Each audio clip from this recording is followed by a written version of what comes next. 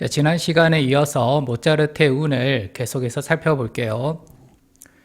자, 1768년. 자, 이때는 여전히 이제 무자대운이고요. 근데 세운까지 무자년입니다. 세운과 대운이 같다. 그러면 어떤 현상이 발생하냐면 이 세운에 의해서 대운이 아주 활성화가 됩니다.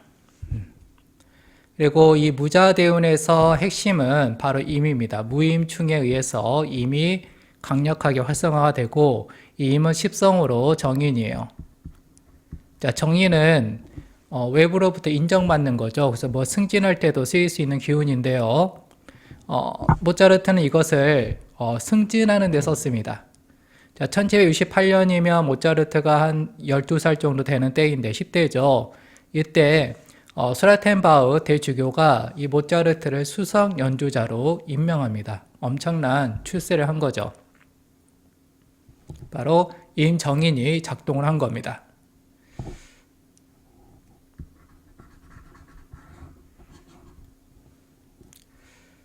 이전에 10년 동안의 유럽 연주 여행을 마치고 지금 돌아온 상태인데요. 자, 1770년에 다시 여행을 떠납니다. 근데 이제는 떠나는 곳이 어디냐면 이탈리아예요. 이탈리아는 오페라의 고장이죠. 그래서 1764년, 65년 이때는 이제 작곡 기법을 배울 거고요. 이 1170년, 이 3년 동안의 여행 동안에는 오페라의 기반을 익히게 됩니다. 근데 이 70년에 세운이 어떻게 되냐면 경인년이에요.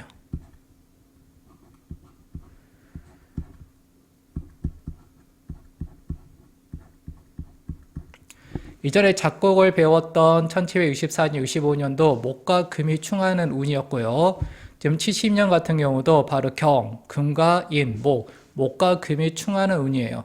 이때 음악 공부를 토대를 쌓는 것을 해나가고 있습니다. 그래서 여러분들이 나의 운세를 보실 때 미래에만 보는 게 아니라 과거를 먼저 살펴보시는 게 좋습니다. 왜냐하면 우리 미래는 과거를 반복하는 경향이 있기 때문에 과거의 모습을 보고 또 미래를 우리가 유추할 수가 있는 거죠. 물론 그런 측면은 우리가 다 공감하기 때문에 학교에서 역사 공부도 열심히 하고 있는 거고요.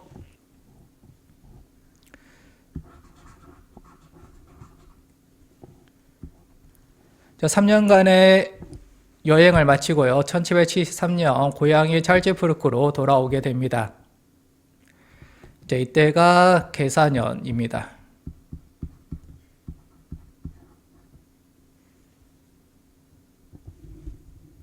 그리고 대운이 바뀌어요.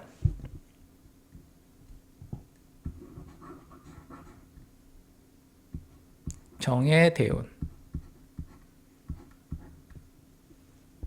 그러면 이 정은 십성으로는 식신이에요.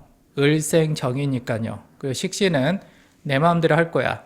나의 뜻을 아주 잘 표현할 수 있는 운이에요. 그래서 이 식신, 정을 이용해서 작품들을 막 쏟아내는 데 쓰고 있었던 거고요. 그리고 이 정은 또 열정, 집착, 이것에 또 활용될 수 있는 기인데 바로 작품에 잘 쓰고 있었던 거죠. 그리고 대운이 시작할 때는 그 대운이 아주 깨끗하게 잘 활성화가 됩니다. 그래서 정의 대운의 시작에서 이 정이 깔끔하게 발동이 됐던 거고요. 게다가 이 사가 화의 기운을 갖고 있잖아요. 그래서 이 정이 더 활성화되도록 도와주고 있습니다. 또한 세운과 대운에서 정계충이 일어나잖아요. 정 혼자 있는 것보다는 이렇게 정계충으로 충이 일어나게 되면 정이 더 활성화가 되는 거죠. 그리고 또한 이 개라는 것은 집착이에요. 그러면 정도 집착, 개도 집착인데요. 집착이란 공통점이 있지만 이제 차이점은 뭐냐면 이 개는 과거에 대한 집착, 그리고 정은 미래에 대한 집착. 그래서 개, 과거에 대한 집착을 트라우마 이렇게 부르기도 하고요. 정, 미래에 대한 집착은 희망, 열정 이렇게 부르기도 하죠. 그래서 이 정계충에 의하게 되면 머릿속에는 과거에 대한 거든 미래에 대한 거든 온갖 생각들이 머릿속에서 요동을 치게 됩니다. 이 전개충으로 요동친 그 생각들을 작품으로 대거 쏟아낸 거죠.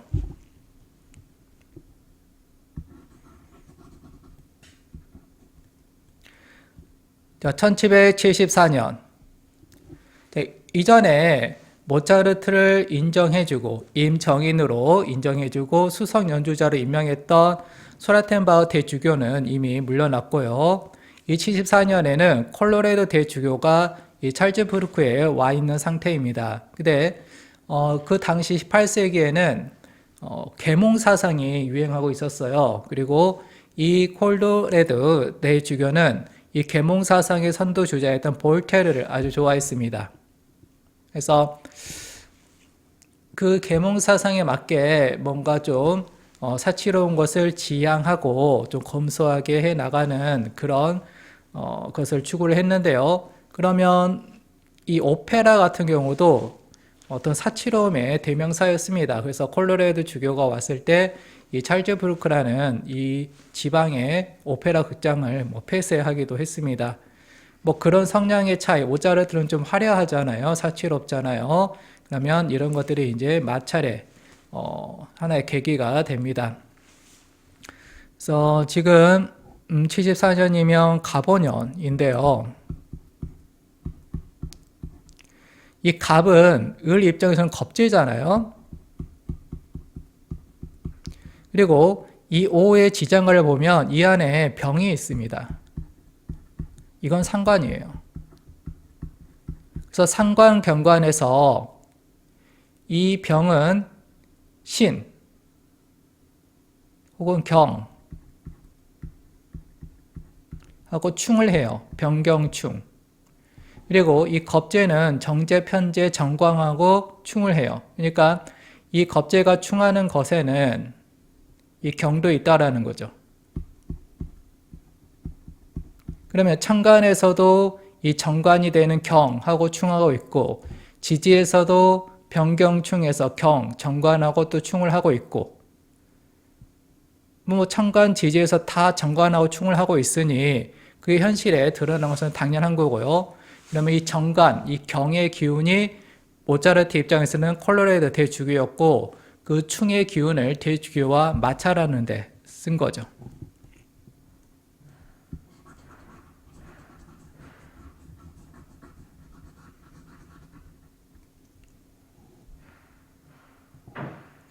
이렇게 마찰이 계속되면은 언젠가는 폭발하게 돼 있고요. 그 폭발이 1777년에 이루어집니다.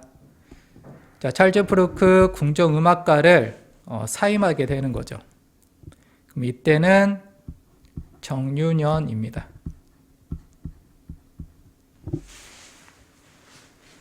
그러면 이 유 안에는 경신이 있어요. 그리고 그 중에 신을 살펴볼게요. 이 신은 모차르트한테 아주 중요한 기입니다. 이 신을 가지고서 음악 활동을 하고 있으니까요. 근데 이 신은 또한 모차르트 입장에서 보면 을일간이기 때문에 이 편관이에요. 내가 해야만 하는 일 혹은 나의 장애물, 부담스러운 거 이게 되는데요. 이렇게 신, 편관이 오게 되면 자연스럽게 이걸 해결하기 위해서 식상의 길을 쓰도록 돼 있고요. 을일간 입장에서 식신은 정이고 그리고 병은 상관이잖아요. 근데 대운에 세운에 이미 식신, 정이 딱 떴네요. 그리고 편관이 왔고, 그러면 이 식신으로 편관을 상대한다. 그것을 식신제살이라고 하죠. 그래서 이 식신제살, 정신충 해서 이 관과 부딪힙니다. 그럼 모차르트 입장에서의 나를 극하는 관은 바로 콜로레도 대주교였고, 이 식신제살이 그 대주교와 부딪히는 걸로 싸우게 되는 거고요. 자, 상관, 경관도 있는데요. 상관, 경관은 상관하고 정관이 부딪히는 거고, 식신제살은 식신하고 편관이 부딪히는 건데, 이 상관, 경관은 빈번하게 일어나요. 하지만 그 규모가 작습니다. 근데 지금 정신충은 식신제살이에요. 식신제살은 어쩌다 일어나요. 규모가 커요. 그러니까 이 정신충이 일어나면서 규모가 크게, 즉 음악가를 사임하는 형태로 가게 되고요. 그러면 음악가를 사임했다. 이것은 그 당시에는 되게 혁명적이라 할 수 있습니다. 자, 모차르트 이전에는 음악가라는 것은 어떤 직업인이라기보다는 그냥 하인이었어요.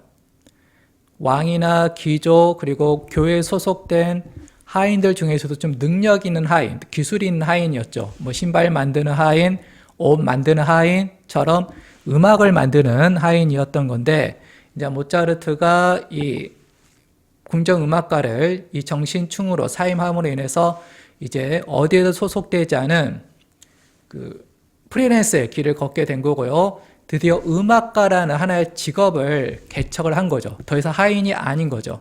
그래서 모차르트 이후로 베토벤 이런 사람들도 이제 음악가로서의 저런 음악가로서의 활동을 할 수 있는 그런 길을 딱 개척해준 그런 역할을 했습니다. 그래서 식신제살로 전업 음악가, 프레인스 음악가라는 길을 걷기 시작을 했습니다.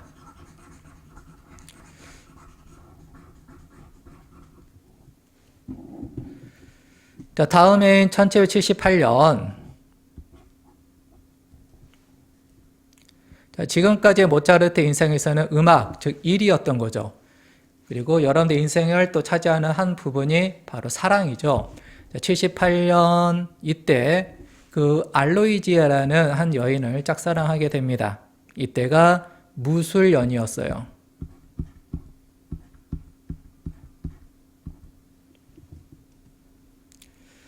자, 그러면 이 무는 을일간 입장에서요, 정제이고요. 그리고 술도 정제가 되겠습니다.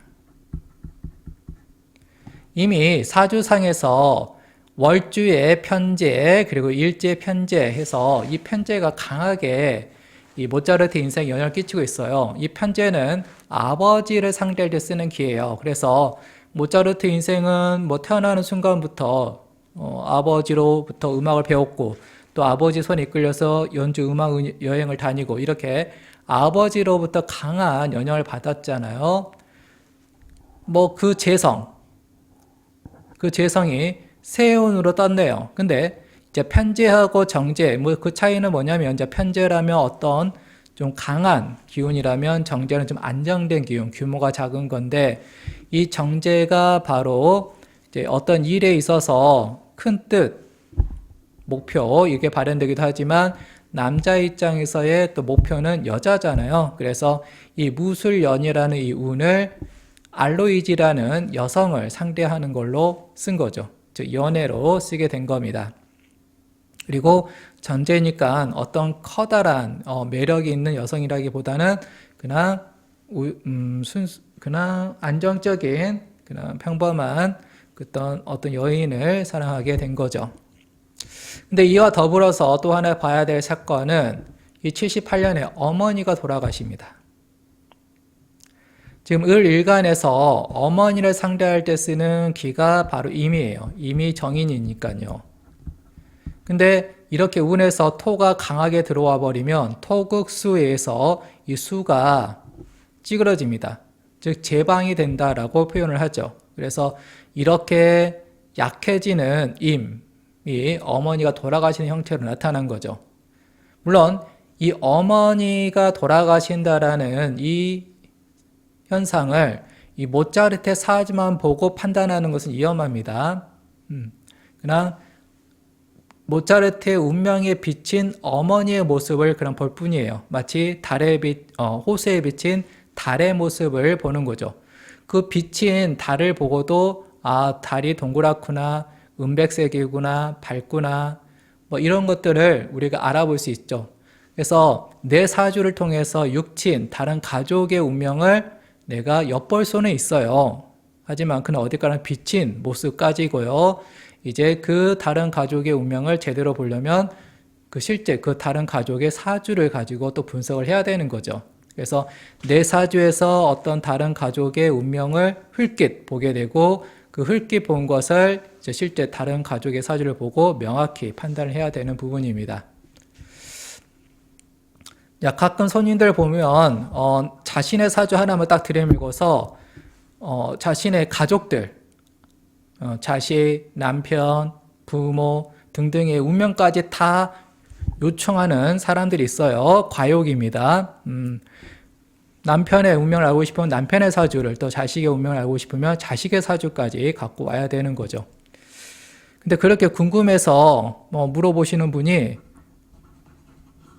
정작 남편의 사주를 갖고 오라고 하면, 자식의 사주를 갖고 오라고 하면 다수는 안 갖고 와요. 가족의 운명을 알기보다는 돈이 더 아까웠던 모양일까요?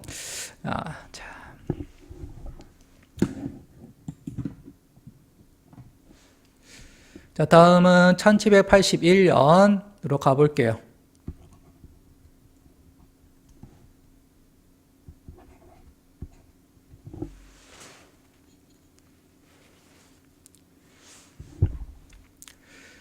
오페라가 미넨에서 크게 성공합니다. 물론 우리가 교과서에서 배울 만한 그런 유명한 오페라는 아니지만, 이전에 이탈리아 여행하면서 배웠던 오페라의 그 기법들을 이용해서 이제 좀 드러낼 만한, 대중 앞에 보일 만한 오페라를 성공을 시킨 거죠. 이때가 신축년입니다.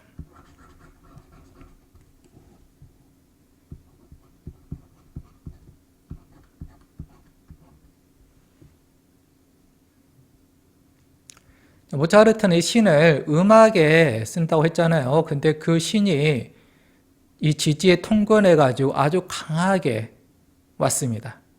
그걸 잘 쓴 거죠. 그 다음에 또 신이 편관이잖아요. 이 편관을 내가 감당해야 될 일. 오페라 작곡이라는 게 만만치가 않잖아요. 규모가 크잖아요. 피아노 소나타 하나 작곡하는 것에 비하면 아주 큰 프로젝트입니다. 그것을 이 신편관으로서 해내고 있는 거죠. 그리고 1781년 이제 1월 달에 아까 오페라가 성공한 거고요. 이제 3월 달에는 당시 신성 로마 제국의 황제였던 요제프 2세 이 대관식이 있었고요. 그때 이 모차르트가 연주를 좀 해줬으면 좋겠다는 제안이 들어와요. 그런데 그것을 사이가 나빴던 콜로레도 대주교가 거절합니다. 그럼 이제 모차르트는 열받죠. 나한테 엄청난 기회가 찾아왔는데 내 상사가 걷어차 버렸으니까요. 그래서 이걸 이제 문제 삼아서 싸우다가 이제 결국은 잘립니다. 해임이 돼요. 자, 보시면 대운의 정하고 그리고 세운의 신, 정신충 하잖아요. 정은 신이고 신은 편관. 그러니까 정신춘, 식신제살이죠. 자, 식신제살을 하는 이유는 이 신, 편관, 어떤 문제가 생겼고 그것을 해결하기 위해서 식신을 쓰는 거고요. 또 대주교가 신, 편관으로 작동한 거고요.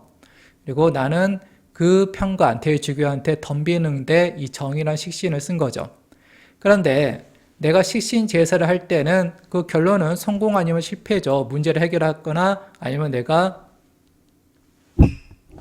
거기에 그냥 주저앉아 버리거나. 근데 내가 신강하면, 내가 힘이 강하면 식신을 잘 쓰게 되고, 그러면 신, 편관을 내가 지배할 수가 있게 되죠. 식신제살에 성공하게 됩니다. 하지만 모차르트는 보다시피 약하잖아요. 그래서 운에서 크게 받쳐주지 않는 이상 이 정이란 식신을 잘 쓰기 힘든데, 지금 운에서 신축년이잖아요. 그러면 안 그래도 약한 모차르트 일가는 더 약해져 있고, 더 약해진 상황에서 정식신을 쓰면은 그냥 내가 깨지는 거죠. 무모한 거죠. 마치 5살짜리 어린애가 돼버린 거예요. 신축년은 내가 약해지면서. 근데 그 상황에서 에스칼리버, 명검을 휘두르고 있는 거예요. 5살짜리가 명검을 휘두르고 있다? 그게 잘 되겠습니까? 오히려 칼에 자기가 다치지 않으면 다행이죠. 그래서 이제 대주교한테 대들었고 그 결과 식신제살이 실패해서 해임을 당하게 된 거죠. 그리고 이제 이 모차르트 같은 경우는 월주도 편제, 일주도 편제, 이 편제는 아버지를 상대로 쓰는 기예요. 그래서 아버지로부터 많은 영향을 받습니다. 근데 이제 토생금이죠. 기가 이 신을 생하죠. 아버지가 나를 더 힘들게 하는 존재인데 이 정신충에 의해서 신이 발동을 했고 내가 해임됐고 또 이 기생신에 의해서 아버지로 인해서 또 힘들어집니다. 그래서 아버지와 사이가 더 멀어집니다. 물론 그 전에도 아버지가 그렇게 썩 좋지는 않았죠. 왜냐하면 아버지 손에 끌려서 그 유럽 여행이라는 아주 고난길에 올랐었는데요. 물론 아버지로 인해서 성장한 부분도 있겠죠. 그래서 이제 아버지와 사이가 틀어지고 뭐 나중에 아버지 장례식에도 참석하지 않을 정도가 됩니다. 자, 1781년이 되면요, 대운이 바뀌어요. 자, 대운이 바뀌게 되면 10년짜리 운이 바뀌는 거고요. 그때는 좀 인생의 한 획을 그을 만한 사건이 일어나기도 합니다. 대운이 바뀌는 시점이에요. 그래서 이때가 바로 병술대운이에요. 여기서 이제 대운의 병, 천간, 이 병을 주목을 해야 됩니다. 병은 화려한 거, 드러내는 거, 펼쳐내는 거, 이건데요. 이 모차르트는 이제 프리랜서잖아요. 그 전에 콜로라도 대주교랑 싸워서 해임이 되면서 프리랜서가 됐기 때문에 이 모차르트는 자신을 적극적으로 사람들한테 드러내야 될 상황인데요. 그래야지 일거리가 들어오니까요. 근데 마침 대운에서 병이네요. 그리고 18세기라면 지금 샬롬 문화가 유행하고 있는 때예요. 그래서 이제 많은 귀족들이 살롱에 모여서 음악, 문화 뭐 등등의 생활을 해 나갔던 건데, 이때 이제 피아노도 대중화되고 있었고요. 그래서 피아노 배틀이 유행하고 있습니다. 유행하고 있었어요. 마치 우리가 뭐 랩에서 배틀하듯이 또 댄스 배틀하듯이 그 당시에는 피아노 배틀을 했던 거죠. 근데 이 모차르트는 이 피아노 배틀에 아주 적극적으로 참여를 했고요. 그리고 바로 빈 최고의 피아니스트라는 찬사를 듣게 됩니다. 바로 이 병을 잘 썼던 거죠. 자.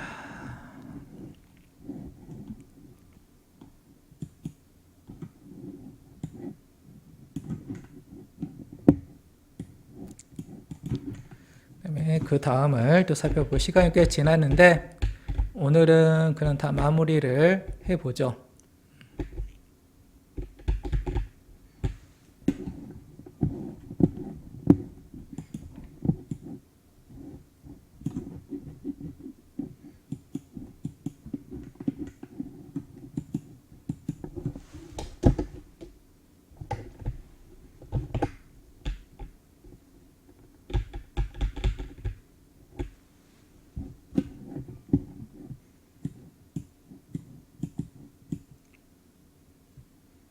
아닙니다. 여기서 좀 끊어야 되겠네요. 오늘은 여기까지 할게요. 자바사주 바이.